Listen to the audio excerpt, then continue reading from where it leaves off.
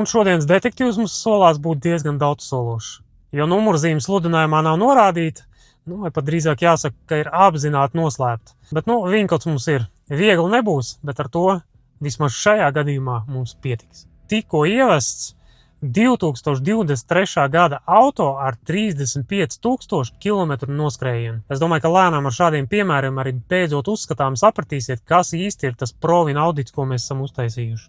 Parasti, lai iegūtu kaut kādu bāzes informāciju, mēs visi droši vien, ka sākam ar vienkāršāko, loģiski arī lētāko – CSDD. Tur mēs parasti varam redzēt, no kurienes konkrētais auto ir ievests, vismaz tie, kuri prot. Vai ir pieejami kaut kādi dati par ārvalstīs reģistrēto noskrējienu.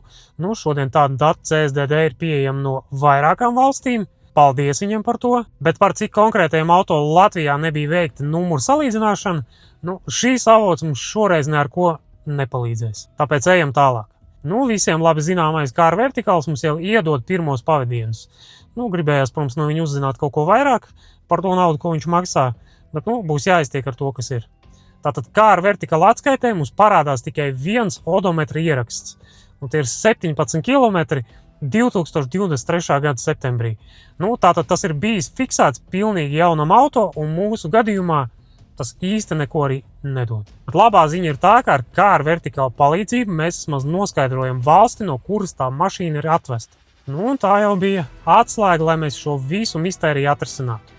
Jo Car Verticals mums arī uzrādīja vienu fiksētu negadījumu 2024. gada oktobrī. Tiesa gan bez summas un bez bojājuma apmēriem. Tikai faktu, ka vēsturē šāds gadījums ir fiksēts. Tie, kuriem ir spējas objektīvi novērtēt uz šo brīdi nezināmos bojājuma apmērus klātienē, ļoti labi. Jūs pat, es domāju, ka varat neturpināt klausīties. Savukārt pārējie ejam tālāk un pērkam klāt auto DNA. Šeit līdzīgi. Arī viens ieraksts par noskrējienu un viens fiksēts negadījums 2024. gadā. Tieši tas pats, kur mēs jau redzējām Car Verticalā. Tā kā šie dati mums sakrīt, ka 40 eiro iztērēti, bet šito viss nebeidzās. Jo uzmanīgi izpētot abas atskaites, parādās arī pirmais pierādījums, ka avoti, no kuriem šīs abas atskaites ņem datus, regulāri atšķirās. Jo pie tā viena fiksētā negadījuma, kur mēs redzējām arī Car Verticalā, auto DNA jau mums parāda arī fiksēto noskrējienu negadījumu brīdī. Tie ir 30,000 gadu vecam auto. Savukārt par negadījumu apmēriem DNA klusē tieši tāpat kā Car Verticals. Viss, vai ne?